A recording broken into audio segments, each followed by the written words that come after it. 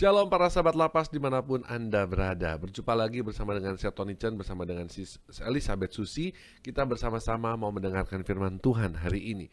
Tetapi sebelum kita mau mendengarkan firman Tuhan, saya ingin mengajak kita semua untuk bersuka cita. Kita memuji Tuhan, kita bersyukur kepada Tuhan, dan kita juga nanti mau menyembah Tuhan. Dan kita mau saat ini mau katakan betapa kita sungguh berbahagia, bersuka cita, sebab memiliki Tuhan yang begitu baik. Amin. Semua boleh tepuk tangan, kita muji Tuhan. Betapa baiknya Kau Tuhan. Haleluya. Betapa baiknya Engkau Tuhan, kasih-Mu tiada berkesudahan. Betapa mulia kasih-Mu Yesus, jiwaku diselamatkan. Hosana ku memuji Tuhan, Hosana ku tinggikan Yesus. Hosana, Hosana, Hosana. Sekali lagi kita serukan. Betapa baiknya Engkau Tuhan, kasih-Mu tiada berkesudahan. Betapa mulia kasih-Mu Yesus, jiwaku diselamatkan. Hosana ku memuji Tuhan, Hosana ku tinggikan Yesus. Hosana, Hosana, Hosana. Hosana ku memuji Tuhan, Hosana ku tinggikan Yesus. Hosana, Hosana, Hosana, Hosana, Hosana. Boleh berikan tepuk tangan buat Tuhan kita yang luar biasa. Wow, sungguh luar biasa kasih-Nya dinyatakan di dalam setiap kehidupan kita. Dan oleh sebab itu sudah sepatutnya lah pada kesempatan ini kita mau bersyukur kepada Tuhan. Sebab kita ada hari ini, itu semua adalah karena berkat anugerah-Nya. Mari kita buka dengan tanda kemenangan Tuhan di dalam nama Bapa dan Putra dan Roh Kudus. Amin. Allah Bapa kami sungguh bersyukur kepadamu sebab Engkau telah menganugerahkan kepada kami kasih-Mu yang sempurna. Sungguh Engkau sungguh hadir di dalam setiap peristiwa dalam kehidupan kami. Meskipun kami dalam situasi yang begitu sangat menyedihkan, tetapi sungguh ketika kami boleh melihat penyertaan-Mu, ketika kami boleh melihat kasih-Mu, di sanalah kami mampu untuk bersyukur. Oleh sebab itu Tuhan, pada kesempatan hari ini kami mau menaikkan setiap ucapan syukur kami Tuhan. Biarlah lewat lagu pujian syukur ini Kau boleh melihat betapa kami semua limpah dengan syukur dan terima kasih untuk setiap kasih dan anugerah yang Kau berikan dalam hidup kami. Ku ada sebab anugerah-Mu, ku ada karena kasih-Mu, Tuhan Yesus. Ku berterima kasih buat kasih rahmat-Mu. Ku ada sebab anugerah-Mu, ku ada karena kasih-Mu, Tuhan Yesus. Ku berterima kasih buat kasih rahmat-Mu. Terima kasih Yesus, Yesus. Terima kasih hanya anugerah-Mu buat hidupku sekarang. Ku kan memuji-Mu selamanya. Sekali lagi kami nyatakan padamu Tuhan, ku ada sebab anugerah-Mu, ku ada karena kasih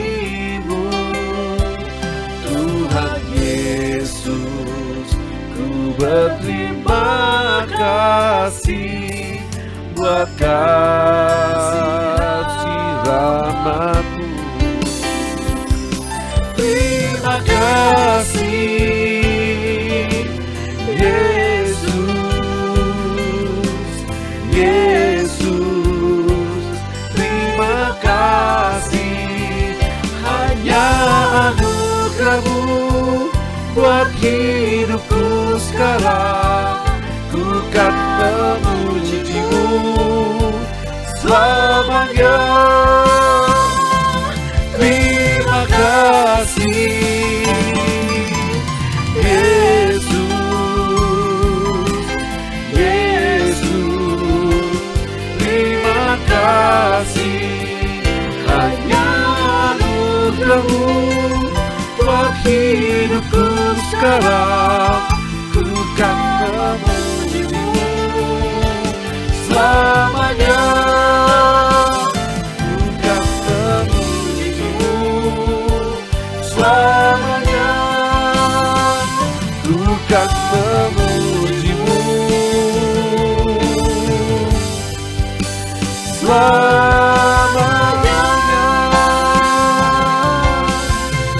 Kami bersyukur Tuhan buat kasih setia-Mu, buat pemeliharaan-Mu yang sempurna. Sungguh Kau adalah Allah yang besar. Kami bersyukur kepada-Mu Tuhan, buat kejadian kami yang dahsyat dan ajaib, untuk setiap kasih dan pemeliharaan. Kau adalah tanduk keselamatan kami, kota benteng, tempat perlindungan kami. Hanya kepada-Mu lah Tuhan kami bersyukur untuk setiap anugerah-Mu, untuk setiap berkat-berkat-Mu. Oh, terima kasih Tuhan. Sungguh Kau adalah Allah yang baik. Kau Allah yang begitu baik. Kami bermazmur pujian bagi-Mu. Biarlah segenap mulut kami menyanyikan mazmur pujian, dan jiwa kami bersyukur Tuhan. Terima kasih. Sungguh Tuhan kami bersyukur. Terima kasih Tuhan. Terima kasih. Kau begitu baik, teramat baik bagi setiap kami. Terlebih lagi di masa-masa pandemi ini. Bersyukur padamu Tuhan, untuk setiap berkat-Mu, untuk setiap anugerah-Mu, untuk setiap kehidupan yang boleh kami nikmati.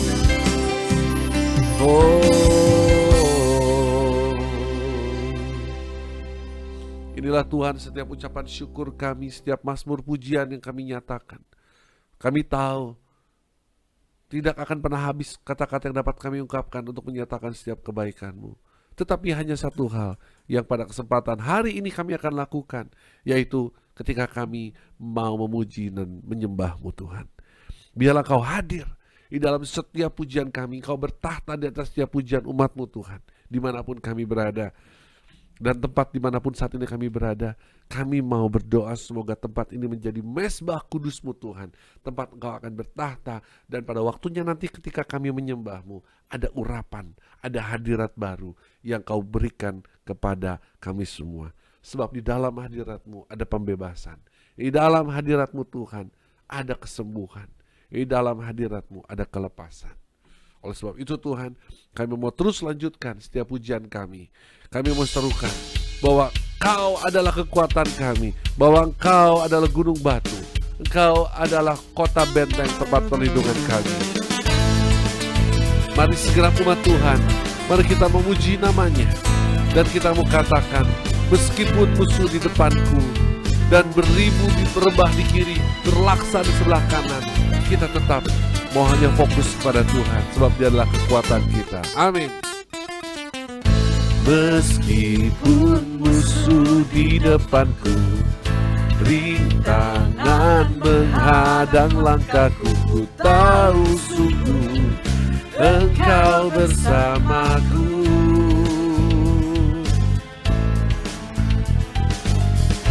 Beribu rebah di kiriku, berlaksa di sisi kananku, ku tahu janjimu Engkau bersamaku.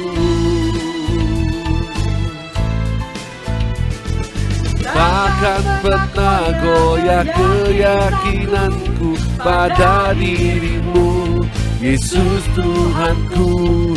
Tiada yang seperti dirimu. Kaulah kuatku, kebanggaanku, gunung batu dan keselamatanku. Kuat tanganmu, perlindunganku. Kaulah Allah, sumber kemenanganku. Inilah setiap pujian syukur kami Tuhan. Kami nyatakan sekali lagi, amin. Meskipun musuh di depanku, rintangan menghadang langkahku, ku tahu sungguh Engkau bersamaku.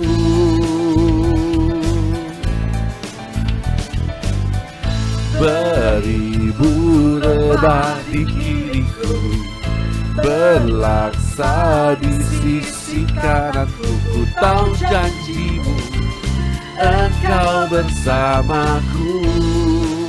Takkan pernah goyah keyakinan kami Tuhan. Takkan pernah goyah keyakinanku pada dirimu, Yesus Tuhanku. Tiada yang seperti dirimu. Kaulah kuatku, kebanggaanku, gunung batu dan keselamatanku. Kuat tanganku, perlindunganku. Kaulah Allah, sumber kemenangan. Kaulah kuatku, kebanggaanku, gunung batu dan keselamatanku. Kuat tanganmu, perlindunganku. Kaulah Allah, sumber kemenanganku. Mari kita mengatakan, Tuhan, Kau adalah kekuatan kami, Kau adalah tempat perlindungan kami. Hanya kepadamu lah Tuhan kami berharap, sebab Engkau adalah satu-satunya sumber kekuatan kami untuk menjalani kehidupan ini. Takkan pernah goyah keyakinanku pada dirimu, Yesus Tuhanku. Tiada yang seperti dirimu. Kaulah kuatku, kebanggaanku, gunung batu dan keselamatanku. Kuat tanganmu, perlindunganku. Kaulah Allah, sumber kemenangan. Kaulah kuatku, kebanggaanku, gunung batu dan keselamatanku. Kuat tanganmu, perlindunganku. Kaulah Allah, sumber kemenanganku. Kemenanganku, sumber kemenanganku. Boleh berikan sorak-sorai buat Tuhan kita. Yeay. Dia adalah kekuatan kita. Dan yang terlebih lagi, Dia juga adalah Tuhan yang benar, Tuhan yang layak untuk kita puji, untuk kita sanjung, untuk kita sembah. Haleluya. Kita mau sekali lagi katakan, Tuhan, Kau gunung batu kami, kota benteng tempat perlindungan kami. Yes. Kau gunung batuku dan Kau kota bentengku, tak akan ku ragu. Kau menjamin hidupku. Kau keselamatanku dan Kau yang membelaku, tak akan ku takut. Kuasa-Mu di dalamku, walau badai menerpa di dalam hidupku ini. Namun tangan-Mu Tuhan mengangkatku tinggi. Kau Tuhan yang benar, tak pernah tinggalkan. Dahulu, sekarang, selamanya, janji-Mu tak berubah. Kau Alfa dan Omega, awal dan akhir. Semesta alam memuja Engkau Tuhan yang benar. Mari segenap jiwa kita memuji Tuhan, dan kita mau katakan, Tuhan kami bersyukur, Tuhan kami meninggikan Kau adalah Tuhan yang benar. Haleluya. Yes, Kau gunung batuku, dan Kau kota bentengku, tak akan ku ragu. Kau menjamin hidupku, Kau keselamatanku, dan Kau yang membelaku, tak akan ku takut. Kuasa-Mu di dalamku, walau badai menerpa di dalam hidupku ini. Namun tangan-Mu Tuhan mengangkatku tinggi. Kau Tuhan yang benar, tak pernah tinggalkan. Dahulu, sekarang, selamanya, janji-Mu tak berubah. Kau Alfa dan Omega, awal dan akhir. Semesta alam memuja Engkau Tuhan yang benar.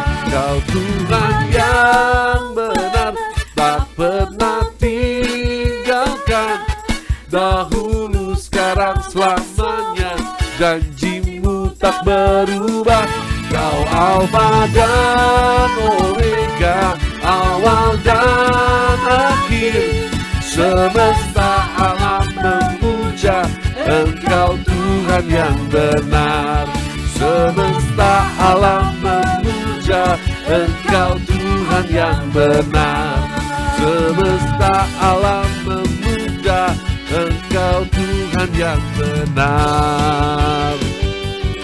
Kita mau bersorak-sorai bagi nama Tuhan. Yeay. Siapa yang merasa diberkati hari ini boleh lambaikan tangan semuanya. Wow, puji Tuhan, haleluya. Kita sudah bersorak-sorai bagi nama Tuhan. Dan inilah saatnya firman mengatakan Tuhan Allah bertahta di atas setiap pujian kita. Dan sekarang kita minta, setelah Tuhan bertahta di atas setiap pujian kita, kita meminta kepada Tuhan untuk Tuhan mencurahkan Roh Kudus-Nya kepada kita. Sebab Dia adalah Tuhan Yesus yang sudah berjanji kepada kita semua bahwa akan ada Roh Kudus yang akan diberikan kepada kita sebagai penolong yang akan mendampingi kita sampai akhir zaman. Oleh sebab itu mari kita berdoa. Ya Tuhan Yesus, Engkau pernah berjanji kepada kami melalui para murid bahwa Engkau akan memberikan kepada kami roh penolong yang akan mendampingi kami sampai akhir zaman. Oleh sebab itu teman-teman di tempat ini Tuhan, dan berikut juga dengan semua orang yang saat ini ikut di dalam acara ini, rindu untuk sungguh-sungguh menikmati hadirat-Mu. Dan biarlah Tuhan pada kesempatan ini kami mau membawa setiap kehidupan kami untuk menjadi suatu persembahan yang hidup, yang kudus dan berkenan kepadamu. Inilah Tuhan setiap hati kami. Biarlah Tuhan Kau boleh melihat betapa kami semua limpah dengan syukur dan terima kasih. Terimalah Tuhan persembahan hidup kami.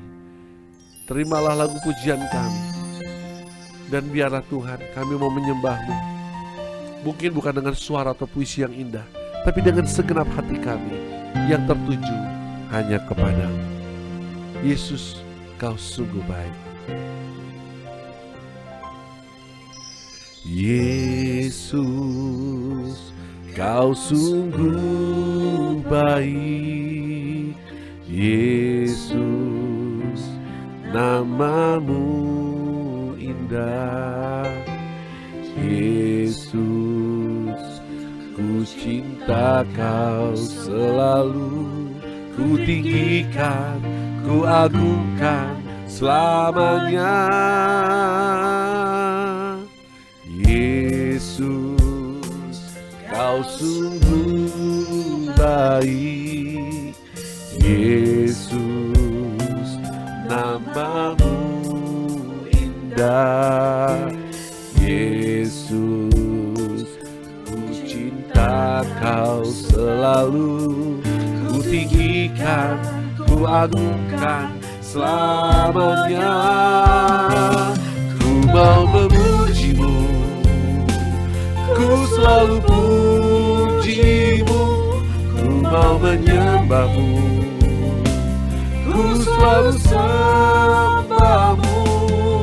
Kau yang layak terima semua pujian, kemuliaan hanya bagi Tuhan. Inilah Tuhan, setiap hati kami yang menyembah-Mu Tuhan. Oh Yesus, kau sungguh baik. Yesus, kau sungguh baik. Yesus, namamu indah. Yesus, ku cinta kau selalu, ku tinggikan, ku agungkan selamanya. Ku mau memujimu, ku selalu pujimu, ku mau menyembahmu, ku selalu sembahmu. Kau yang layak terima semua pujian, kemuliaan hanya bagi Tuhan.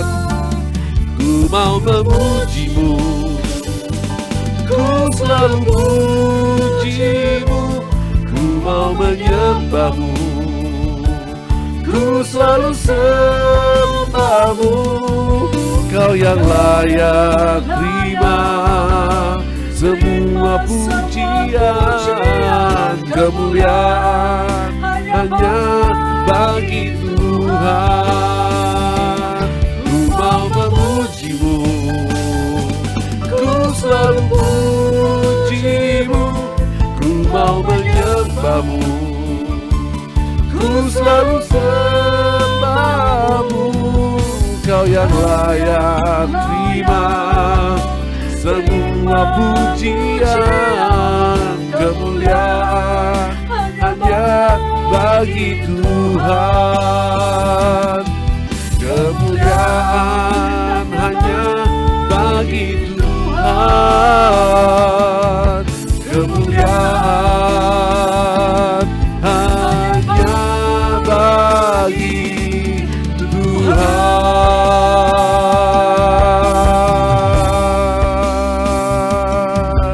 Hidayah seya, hidayah siki. Oh, hidayah se,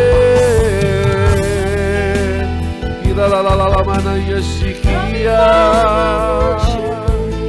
Kira la mana yasa, kira rapataya kea. Inna ya kira la mana yasi.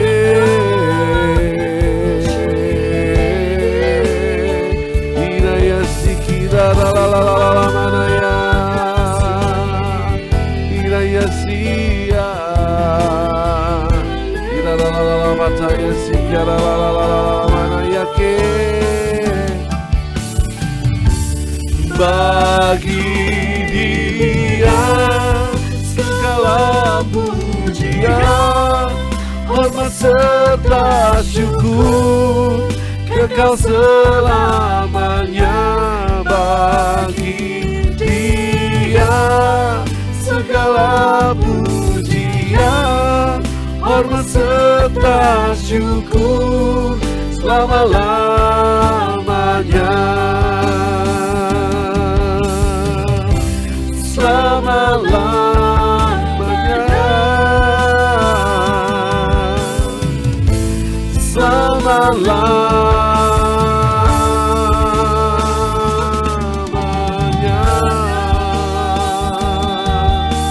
Segala pujian, hormat, syukur, kemuliaan hanya bagi nama-Mu Tuhan di tempat yang maha tinggi.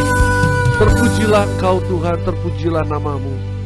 Dan pada saat ini Tuhan, kami rindu untuk mendengarkan firman-Mu. Urapilah hamba-Mu ini, supaya hamba-Mu ketika menyampaikan setiap pesan, setiap firman daripada-Mu, sungguh-sungguhlah hamba hanya menyampaikan apa yang ada di dalam isi hati-Mu. Dan kami semua, dimanapun kami berada, kami mau duduk diam. Berikanlah kepada kami semua hati seorang hamba dan telinga seorang murid yang mampu mendengarkan sang guru yang sedang mengajar dan berbicara. Kemuliaan kepada Bapa dan Putra dan Roh Kudus, seperti pada permulaan, sekarang, selalu, dan sepanjang segala abad. Amin. Shalom para sahabat lapas dimanapun Anda berada. Berjumpa kembali bersama dengan saya Tony Chan. Dan pada kesempatan kali ini, saya ingin membawakan kepada Anda semua sebuah tema pewartaan saya pada kesempatan hari ini, yang saya beri judul adalah keuntungan di dalam kelemahan. Aneh ya judulnya ya? Ya betul, keuntungan di dalam kelemahan. Mana bisa? Mungkin secara manusia kita bertanya-tanya, apakah mungkin di dalam kelemahan kita mampu melihat ada keuntungan di sana? Nah, inilah yang membedakan apakah kita adalah orang Kristiani yang dewasa atau tidak, adalah bagaimana kita bisa melihat setiap kelemahan-kelemahan yang ada di dalam diri kita merupakan suatu keuntungan di dalam Tuhan. Nah, pada kesempatan ini teman-teman semua, izinkanlah saya ingin membagikan firman yang akan kita jadikan dasar dari tema kita pada kesempatan kali ini. Firman Tuhan diambil dari 2 Korintus bab 12 ayat 9 sampai 10. Tetapi jawab Tuhan kepadaku, cukuplah kasih karuniaku bagimu, sebab justru dalam kelemahanlah kuasaku menjadi sempurna. Sebab itu terlebih suka aku bermegah atas kelemahanku, supaya kuasa Kristus turun menaungi aku. Karena itu, aku senang dan rela di dalam kelemahan, di dalam siksaan, di dalam kesukaran, di dalam penganiayaan dan kesesakan oleh karena Kristus. Sebab jika aku lemah, maka aku kuat. Wow, kalau kita lihat bagaimana Rasul Paulus memberikan inspirasi kepada kita semua hari ini. Ya, ini adalah cerita Rasul Paulus menceritakan bagaimana Tuhan berkata-kata kepada dirinya. Seakan-akan Tuhan juga berkata-kata kepada itu, berkata-kata hal yang sama kepada kita semua hari ini. Cukuplah kasih karuniaku bagimu, kata Tuhan. Sebab justru dalam kelemahanlah kuasaku, kata Tuhan, menjadi sempurna. Artinya, terkadang ya kita cuma percaya dan yakin bahwa Tuhan menciptakan kita sempurna. Tetapi ada beberapa hal Tuhan tidak membuat kita seakan-akan kok gak sempurna seperti itu ya. Supaya apa? Supaya kuasa Tuhan mampu dinyatakan di dalam diri kita. Oleh sebab itu, kata-kata yang sangat indah disampaikan oleh Rasul Paulus. Rasul Paulus mengatakan, sebab itu terlebih suka aku bermegah atas kelemahanku, supaya kuasa Kristus turun menaungi aku. Inilah yang saya lihat, saya rasa sangat berbeda jauh dengan apa yang dunia tawarkan. Setuju ya? Dunia menawarkan, kalau kamu pesek, ya tinggal operasi saja gitu ya. Kalau kamu hitam, bisa operasi pigmen kulit. Kalau kamu rambutnya keriting, bisa dibonding jadi lurus. Betul?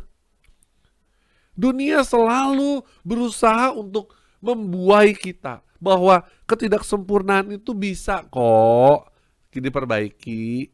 Justru kalau kamu tidak memperbaiki ketidaksempurnaanmu, mungkin kamu akan terlihat jelek, kamu akan terlihat gagal. Itu kan kata dunia. Tetapi Tuhan mau mengatakan kepada kita hari ini, lewat Rasul Paulus, dikatakan di sana, karena itu aku senang dan rela di dalam kelemahan. Apakah Anda rela ketika kita melihat ada banyak kelemahan dalam kehidupan ini? Ditambah lagi, di dalam siksaan, di dalam kondisi kita hari-hari ini. Lalu berikutnya lagi, di dalam kesukaran. Orang yang sudah menerima Yesus belum tentu hidupnya luput dari kesukaran, betul? Ditambah lagi apa? Di dalam penganiayaan dan kesesakan oleh karena Kristus. Dikatakan justru menjadi pengikut Kristus bukan berartinya kita lalu kehidupan kita menjadi mulus-mulus saja, lalu menjadi baik-baik saja. Tidak. Justru ketika kita menjadi pengikut Kristus, Yesus sendiri mengatakan apa? Pikul salib, sangkal diri, betul? Nah, teman-teman semua, lewat bacaan ini kita mau juga belajar dari inspirasi Rasul Paulus. Dikatakan sebab jika aku lemah maka aku kuat. Dengan kata lain, Tuhan mengizinkan kelemahan itu ada di dalam kehidupan kita. Tuhan membiarkan ketidaksempurnaan itu ada dalam hidup ini. Supaya kita tahu, supaya kita sadar diri bahwa yang akan menyempurnakannya adalah ketika kita mengundang Tuhan di dalam hidup ini. Tapi pertanyaannya adalah, berapa banyak manusia-manusia kita yang mengenal Kristus, tetapi begitu ada hal-hal, dia mengalami hal duka cita, siksaan, hukuman, apapun itu, yang terjadi apa? Menyalahkan Tuhan, menyalahkan keadaan, lalu mengatakan Tuhan tidak adil. Padahal justru lewat setiap perkara yang menyakitkan sekalipun, Tuhan hanya mau mengatakan di dalam kelemahan, di dalam kesesakan, di dalam siksaan, kuasaku, kata Tuhan, akan dinyatakan. Siapa yang percaya bahwa kuasa Tuhan akan dinyatakan pada hidup kita pada kesempatan hari ini, boleh lambaikan tangannya. Amin ya, percaya ya. Nah, oleh sebab itu, teman-teman semua, mari kita lihat lagi. Menurut Stephen Covey, seorang penulis dan seorang trainer yang luar biasa, mengatakan demikian katanya ya. Setiap manusia katanya punya 4 pemberian. Yang pertama adalah kesadaran diri, yang kedua adalah hati nurani, yang ketiga adalah keinginan pribadi, dan yang keempat adalah pemikiran kreatif. Ini adalah pemberian yang diberikan oleh Tuhan. Tetapi dikatakan oleh Stephen Covey, pemberian ini memberikan kita kebebasan manusia yang sesungguhnya. Kekuatan untuk memilih, untuk merespon, untuk merubah. Pertanyaannya, apakah kita sudah sungguh-sungguh memaksimalkan keempat pemberian istimewa dari Tuhan ini untuk kita jalani dalam hidup kita sehari-hari? Tetapi justru yang ironisnya yang seringkali terjadi adalah kita tidak mampu untuk melihat bahwa ada satu rencana Allah di balik setiap kelemahan manusia. Oleh sebab itu, teman-teman semua, pada kesempatan kali ini kita mau melihat kelemahan di mata manusia dengan kelemahan di mata Allah. Apa yang seringkali kita lihat kelemahan itu lewat kacamata kita ya, kacamata manusia. Dan apa kata Tuhan tentang itu? Dan berikutnya, apa yang sebenarnya kita juga pengen tahu, apa yang sebenarnya menjadi satu kelemahan di mata Allah. Dan setidaknya saya mencatat ada 6 aspek. 3 kelemahan di mata manusia dan 3 kelemahan di mata Allah. Mari kita lihat ada apa saja sih kelemahan di mata manusia. Nah, Teman-teman semua, seringkali manusia kita itu nomor satu itu kalau bicara tentang kelemahan. Apa kelemahanmu? Langsung mengatakan yang pertama apa? Fisik. Saya pendek, saya hitam, betul? Saya pesek, saya sipit, saya jelek. Lalu yang kedua, kelemahan di mata manusia, seringkali manusia itu seringkali jatuh, seringkali manusia itu tidak bersyukur dengan keberadaan dirinya, terutama apabila dikaitkan dengan kompetensi. Apalagi begitu melihat ada orang lain yang lebih pandai, ada orang lain yang lebih hebat di dalam pelayanan misalnya, atau lebih sukses. Betul? Kita seringkali langsung menjadi minder, kita seringkali langsung menjadi rendah diri. Karena saya gak bisa melakukan apa-apa seperti orang itu. Betul gak? Dan kelemahan yang ketiga di mata manusia adalah pencapaian. Kenapa ya? Saya sudah umur segini, tapi kok belum sukses. Misalnya saya sudah umur 40 tapi belum sukses. Sedangkan saya lihat orang lain umur 30 sudah sukses. Nah, ini sangat manusiawi sekali. Nanti kita akan bahas satu persatu. Ya. Nah, lalu kita mau lihat juga nanti kelemahan di mata Allah. Hal-hal apa saja yang menjadi kelemahan di mata Allah. Ternyata apa yang kita lihat di mata manusia itu ternyata kelemahan, ternyata kelemahan versi Tuhan itu berbeda dengan kelemahan versi Allah. Kelemahan di mata Allah adalah kalau kita semua masih menjadi budak dosa. Ini adalah kelemahan di mata Allah yang pertama. Tapi berapa banyak sekarang manusia-manusia yang hidup justru bermegah, justru dia bangga ketika dia bisa berbuat dosa. Padahal hal itu adalah merupakan kelemahan di mata Allah. Yang kedua adalah kelemahan bicara mengenai kedagingan. Bahwa Allah baru melihat hidup kita itu kurang kalau kita masih terikat dengan yang namanya kedagingan. Dan yang terakhir, Allah itu melihat kita ini lemah ketika kita semua dalam kondisi apa? Dalam kondisi yang keenam, keduniawian. Hidup kita hanya memikirkan hal-hal yang fana. Kita lupa bahwa hidup kita ini sebenarnya sifatnya adalah sementara. Karena kita sedang menuju kepada satu kehidupan kekal di sorga.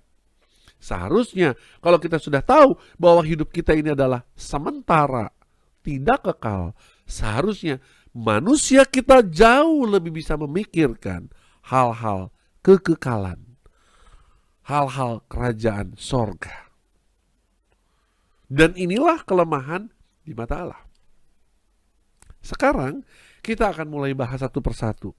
Bagaimana dari 3 kelemahan di mata manusia dan 3 kelemahan di mata Allah ini kita mampu melihat ada keuntungan di sana. Ada hal-hal baik yang justru sebenarnya Tuhan ciptakan. Tuhan mau berikan kepada kita pada kesempatan hari ini. Sudah siap? Mari kita lanjut ya. Baik, kita akan bahas satu persatu. Kelemahan yang pertama adalah fisik.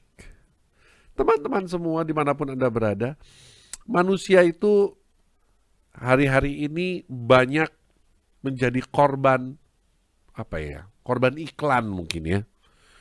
Karena iklan selalu mengatakan, kamu itu jelek kalau kulitmu tidak putih. Padahal kita tahu ya, Miss Universe dari Afrika itu tidak ada yang putih. Cantik, tetap bisa menang di negaranya, betul? Kamu itu baru cantik kalau mata kamu punya lipetan. Ini bagi yang wanita ya. Betul? Kamu itu baru disebut seksi kalau six pack perutnya ya katanya ya. Nah, ini dia. Hal-hal seperti ini seringkali membuat kita ini menjadi hanya melihat kelemahan secara fisik saja. Keuntungan apa yang mau Tuhan sampaikan kepada kita? Apa hal-hal yang perlu kita ketahui supaya ketika ada pikiran-pikiran yang membuat kita mulai berpikir, aduh saya ini jelek banget ya gitu ya. Setidaknya kita mampu untuk menangkisnya gitu ya.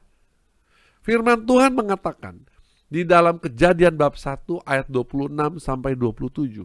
Berfirmanlah Allah, baiklah kita menjadikan manusia menurut gambar dan rupa kita, supaya mereka berkuasa atas ikan-ikan di laut, burung-burung di udara, dan atas ternak, dan atas seluruh bumi, dan atas segala binatang melata yang merayap di bumi. Maka Allah menciptakan manusia itu menurut gambarnya. Menurut gambar Allah diciptakannya dia, laki-laki dan perempuan diciptakannya mereka. Sudah sangat jelas sekali di dalam kitab Kejadian ini bahwa ternyata segala pikiran-pikiran yang menghantui kita, yang selalu membuat kita tertekan, yang selalu membuat kita rendah diri atau minder karena ada kekurangan di dalam aspek fisik dalam hidup ini, itu adalah bukan pekerjaan anak-anak Allah, tetapi itu adalah pekerjaan iblis yang berusaha untuk merusak gambaran Allah yang sudah Tuhan berikan di dalam hidup ini. Oleh sebab itu saya cukup sedih ketika banyak melihat orang-orang pengikut Kristus ya, dengan semangatnya mencari uang hanya untuk pergi ke Thailand, operasi hidung supaya mancung. Pergi ke Korea, operasi mata supaya belok, katanya gitu ya. Operasi lipetan mata. Tarik sana, tarik sini gitu ya, supaya kelihatan awet muda. What for? Untuk apa, teman-teman? Mari kita bersyukur, mensyukuri. Janganlah kita hanya melulu memikirkan aspek fisik, tetapi bagaimana aspek rohani, aspek jiwani. Bukankah itu yang lebih penting untuk hidup kekal? Sekarang apalah artinya Anda hidung Anda mancung gitu ya, mata Anda belok, kulit Anda putih, rambut Anda indah, tetapi Anda pada suatu hari nanti ketika mau masuk ke dalam kerajaan surga, nanti dulu kata Rasul Petrus ya, kamu siapa ya? Perasaan dulu waktu Tuhan melaunching kamu ke dunia, kamu ini seharusnya hidungnya pesek. Tapi kenapa sekarang mancung? Seharusnya kamu matamu sipit, tapi kenapa matamu sekarang belok? Bukankah itu akan menjadi masalah buat kita nanti? Oleh sebab itu teman-teman, janganlah terlalu memusingkan diri dengan aspek fisik, terutama yang membuat kita menjadi rendah diri atau minder. Tetapi di lain hal, apabila Anda sudah diberikan satu fisik yang baik, sempurna dari Tuhan, dijaga. Artinya apa? Disyukuri. Dengan Anda menjaga, artinya Anda mensyukuri segala apa yang Tuhan berikan kepada kita lewat fisik. Dengan cara apa? Ya dijaga dong. Jangan badan terlalu gemuk. Segala apa makanan dihajar gitu ya. Segala makanan dimakan sampai akhirnya bentuk badannya sudah gak karuan. Bukan six pack lagi, tapi one big pack gitu kan. Oleh sebab itu teman-teman semua, yuk kita juga harus menjaga fisik, tapi juga jangan sampai kita terlalu minder, terlalu rendah diri dengan keadaan fisik kita. Karena Tuhan pasti punya rencana.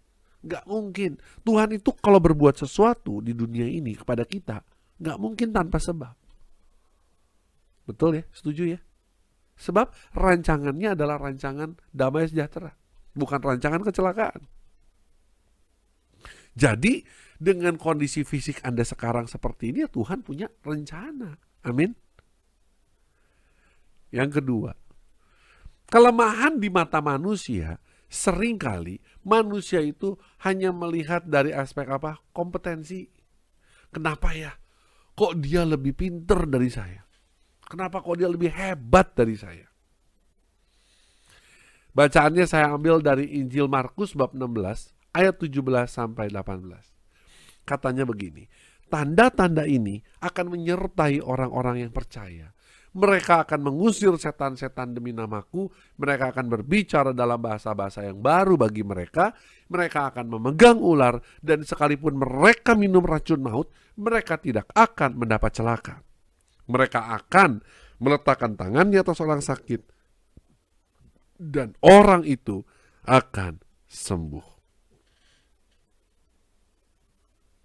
Saudara, Tuhan tidak memanggil Anda harus menjadi orang yang sukses, harus menjadi orang yang serba bisa, harus menjadi orang yang gelarnya S1, S2, S3, S4, sampai S7 gitu ya. Nggak perlu. Tuhan nggak minta itu. Tetapi Tuhan bertanya kepada kita hari ini, apakah Anda adalah orang yang sungguh-sungguh percaya terhadap kuasa Tuhan? Buat apa Anda memiliki banyak kompetensi, tetapi Tuhan gak berkenan sama hidup Anda?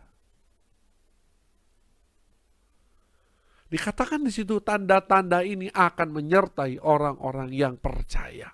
Percaya menjadi salah satu syarat. Kenapa banyak orang seringkali selalu melihat dirinya dengan rendah, dengan minder, apabila dia melihat kompetensi yang dimiliki oleh orang lain? Karena apa? Karena orang itu nggak percaya bahwa ada Allah yang sudah hidup di dalam hidupnya dan sudah memberikan banyak sekali hal yang rohani, yang seharusnya bisa kita kembangkan. Oleh sebab itu, penulis Injil mengatakan mereka akan mengusir setan-setan demi namaku, mereka akan berbicara dalam bahasa-bahasa yang baru bagi mereka, mereka akan memegang ular, dan sekalipun mereka minum racun maut, mereka tidak akan mendapat celaka. Mereka akan meletakkan tangannya atas orang sakit dan orang itu akan sembuh. Ini adalah janji Tuhan. Tetapi ingat, janji Tuhan itu bersyarat. Betul ya? Gak mungkin kita mampu melakukan hal seperti ini kalau kita masih selalu berpikir bahwa saya ini gak ada apa-apa, saya ini kalah sama orang lain, karena dia jauh lebih pandai, dia jauh lebih hebat, dia jauh lebih segalanya. Teman-teman, Tuhan tidak memanggil kita kepada sebuah kesuksesan, tetapi Tuhan memanggil kita kepada kesetiaan. Dan kalau Anda lihat di sini, semuanya hanya bicara apa? Menjadi berkat buat orang lain. Amin ya. Mengusir setan demi namaku untuk orang lain. Untuk berbicara dalam bahasa-bahasa baru bagi mereka, orang lain. Artinya bahasa-bahasa yang kita sampaikan sungguh-sungguh berubah bahasa baru itu. Mungkin kita dulu adalah orang yang berkata-kata kasar, berkata-kata gak ada kesabaran, litani kebun binatang. Nah, justru di balik setiap kelemahan kita, kuasa Tuhan akan dinyatakan, terutama dalam hal kompetensi. Kita akan diberikan bahasa yang baru, bahasa yang penuh kasih, bahasa yang penuh damai sejahtera, bahasa yang memberkati orang di sekitar kita. Amin. Dan dikatakan lebih hebat lagi, mereka akan memegang ular, dan sekalipun mereka minum racun maut, mereka tidak akan mendapat celaka. Kita ingat, ular itu adalah lambang roh jahat, iblis yang menggoda Hawa di Taman Eden. Artinya, kalau mereka memegang ular, artinya manusia kita harus mampu untuk bisa mengekang kuasa si jahat. Tapi seringkali yang terjadi apa? Karena kita lebih suka untuk dikekang oleh si jahat, betul? Nah inilah, kalau Anda dan saya, kita semua rindu untuk boleh keluar dari kelemahan bicara tentang kompetensi. Tuhan tidak memanggil Anda untuk sukses, tapi untuk setia. Jadilah orang-orang yang kaya secara rohani. Tetapi bukan dalam arti lalu setelah mendengar khotbah ini lalu mengatakan, oh berarti kalau begitu saya gak perlu belajar. No, Tuhan sudah memberikan kepada kita akal budi, kembangkan dong. Banyak belajar, apalagi di masa pandemi ini. Menurut saya pandemi itu sebuah singkatan ya. Panggilan kedewasaan melalui iman. Kalau Anda melewati masa pandemi ini, tetapi Anda tidak belajar apapun, tidak memiliki skill baru apapun, 100% kesalahan ada di tangan Anda. Mungkin bagi Anda yang seperti itu, butuh pandemi COVID diperpanjang lagi. Ya, karena Tuhan sebenarnya sudah memberikan waktu ini untuk kita belajar banyak hal. Yuk kita belajar banyak hal. Jadi supaya kita tidak jatuh di dalam satu kondisi self-pity atau mengasihi diri sendiri. Dan bersyukurlah bahwa Tuhan menciptakan kita sempurna. Orang lain kita lihat lebih sukses, orang lain lebih pandai. Gak usah khawatir. Selama ada Tuhan di pihak kita, kita pasti menang bersama Yesus. Amin. Yang ketiga, seringkali manusia itu jatuh atau seringkali manusia itu karena seringkali manusia itu melihat kelemahan apabila bicara tentang pencapaian. Kenapa ya kok dia lebih sukses? Kenapa kok dia lebih kaya? Kenapa dia bisa ganti-ganti mobil baru setiap bulan misalnya gitu ya. Nah teman-teman semua, bacaannya dari Yosua bab 1 ayat 8. Janganlah engkau memperkatakan kitab Taurat ini, tetapi perenungkanlah itu siang dan malam, supaya engkau bertindak hati-hati sesuai dengan segala yang tertulis di dalamnya, sebab dengan demikian perjalananmu akan berhasil dan engkau akan beruntung. Bicara mengenai perjalananmu akan berhasil dan engkau akan beruntung, ini adalah sukses versi Alkitab. Oleh sebab itu, saya yakin dan percaya, kalau Anda mau sukses, kalau Anda mau mencapai sesuatu tertentu di dalam kehidupan Anda, posisi tertentu dalam kehidupan Anda, pencapaian tertentu dalam kehidupan Anda, ada syarat yang Tuhan berikan, saudara. Jangan lupa memperkatakan kitab Taurat ini. Artinya apa? Jadilah pewarta-pewarta Injil. Jadilah orang-orang yang menjadi corong-corongnya Yesus, yang memberitakan kabar gembira keselamatan dari Allah ke semakin banyak orang. Tapi gak cuma hanya memperkatakan, tetapi kata firman Tuhan, renungkanlah itu siang dan malam. Supaya apa? Supaya engkau bertindak hati-hati sesuai dengan segala yang tertulis di dalamnya. Jadi kita pun harus menjadi pelaku-pelaku firman. Jadi usul saya, daripada kita meratapi nasib, kenapa kok orang lain lebih sukses dari saya? Kenapa kok saya masih di titik ini? Daripada Anda memikirkan hal seperti itu, alangkah lebih baiknya waktunya kita gunakan untuk memperkatakan firman Tuhan, untuk merenungkan dan mempraktekannya siang dan malam. Maka dengan demikian, di dalam pencapaian ini yang kita lihat adalah suatu hal yang negatif, tetapi justru lewat kelemahan di dalam aspek pencapaian ini, Tuhan mau bekerja. Tuhan mau membuat kita lebih sukses. Amin. Amin ya. Yang keempat, kita mau melihat apa sih kelemahan tapi di mata Allah. Kalau tadi kita kan baru saja membahas tentang keuntungan atau kerugian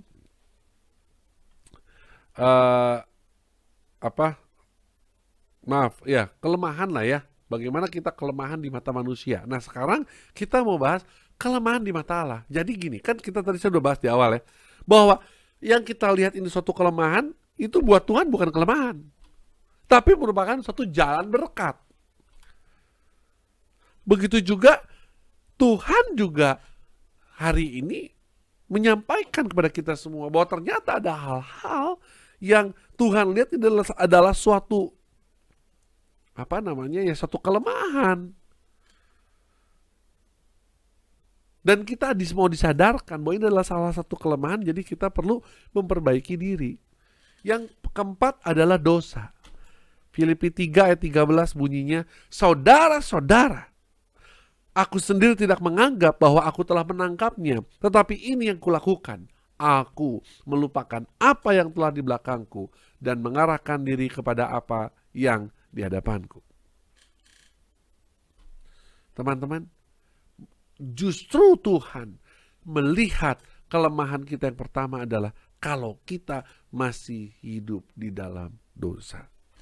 Tapi pertanyaannya, kenapa banyak orang begitu sudah bertobat tapi suka mengulangi dosa-dosa yang lama lagi yang sudah kita lakukan di depan pastor ketika kita berkhotbah? Kenapa manusia itu seperti itu? Karena sebenarnya prinsip dari pertobatan atau keluar dari jerat dosa ada di ayat ini. Dikatakan apa? Tetapi ini yang kulakukan. Aku melupakan apa yang telah di belakangku dan mengarahkan diri kepada apa yang di hadapanku. Artinya, teman-teman semua bicara mengenai ini adalah sekali lagi, ini adalah apa isi hatinya Tuhan. Tuhan itu melihat kita tuh sangat lemah di titik ini, tapi seringkali kita tidak melihat kan. Oleh sebab itu teman-teman semua, salah satu obatnya gitu ya, tipsnya adalah mari kita bertobat. Dan apa itu pertobatan? Pertobatan itu kalau aku atau Anda dan saya melupakan apa yang telah di belakang dan mengarahkan diri kepada apa yang di hadapanku. Banyak orang-orang yang tobat kumat gara-garanya apa? Dia masih mengingat-ingat dosa-dosa di masa lalu yang enak-enak itu. Dan tidak mengarahkan diri kepada apa yang di hadapanku. Artinya tidak mengarahkan diri kepada Tuhan. Teman-teman semua, mari kita jawab ajaran Tuhan malam hari ini ya. Bertobat. Yang kelima, apa sih kelemahan versinya Tuhan? Tuhan kan bisa melihat ya, kelemahan versi kita tuh seperti apa sih? Gitu ya. Nah, kita lihat di sini sebentar. Oke. Ternyata adalah kedagingan. Firman Tuhannya dari Galatia 5:24 sampai 25. Barang siapa menjadi milik Kristus Yesus, ia telah menyalibkan daging dengan segala hawa nafsu dan keinginannya. Jikalau kita hidup oleh Roh, baiklah hidup kita juga dipimpin oleh Roh. Saudara, Tuhan tuh melihat kita sangat lemah kalau kita hidup masih di dalam kedagingan. Oleh sebab itu sangat jelas sekali pesan dari Rasul Paulus. Dia mengingatkan kembali kepada kita hari ini, barang siapa menjadi milik Kristus Yesus, ia telah menyalibkan daging dengan segala hawa nafsu dan keinginannya. Menyalibkan daging. Oleh sebab itu teman-teman semua, ayo kita mau melihat ya, bahwa ternyata Tuhan itu yang Tuhan lihat kelemahan di diri kita berbeda dengan apa yang kita lihat. Dan yang terakhir, yang keenam adalah keduniawian. Ada berapa banyak sekarang anak-anak Tuhan yang terjerat dalam kehidupan keduniawian yang begitu sangat mencengkeram. Hedonisme salah satunya. Nah teman-teman semua, firman Tuhan katakan, dari 1 Yohanes 2 ayat 15-17. Janganlah kamu mengasihi dunia dan apa yang ada di dalamnya. Jikalau orang mengasihi dunia, maka kasih akan Bapa tidak ada dalam orang itu. Sebab semua yang ada di dalam dunia, yaitu keinginan daging dan keinginan mata, serta keangkuhan hidup. Jelas di sini. Rasul Yohanes mengatakan, semua yang ada dalam dunia yaitu keinginan daging, keinginan mata, keangkuhan hidup. Bukankah berasal dari Bapa, melainkan dari dunia. Nah, dipertegas lagi, ini semua adalah produk-produknya dunia. Dan dunia ini sedang lenyap dengan keinginannya. Tetapi orang yang melakukan kehendak Allah tetap hidup selamanya. Ini janji Tuhan.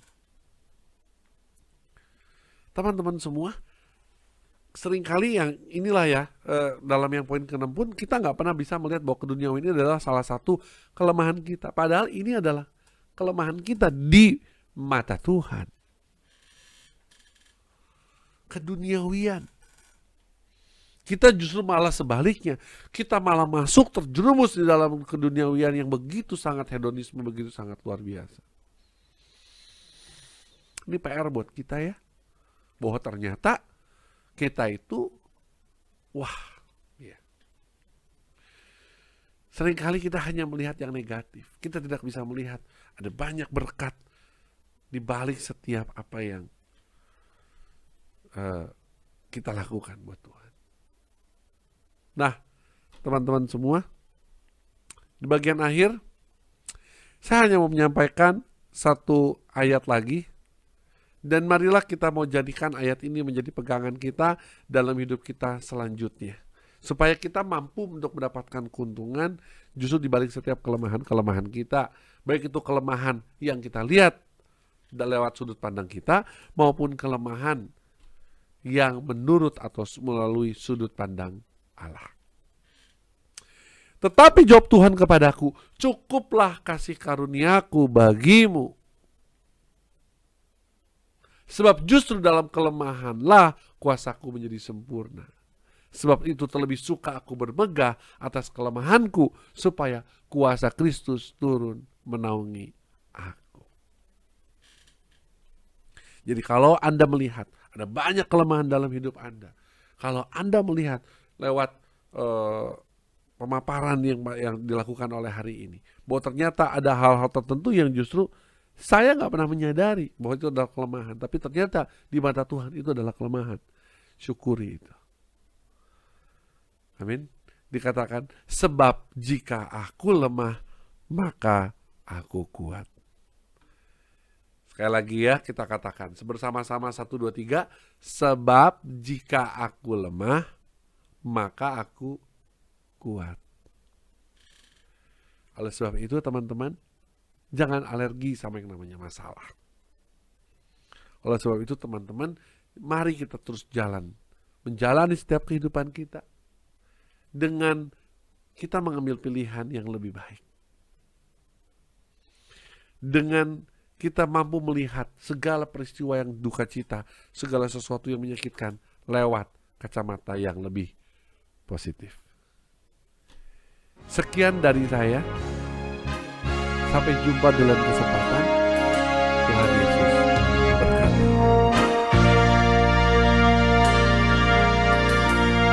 Give thanks with a grateful heart. Give thanks to the Holy One. Give thanks because He's given Jesus Christ, His Son. Give thanks.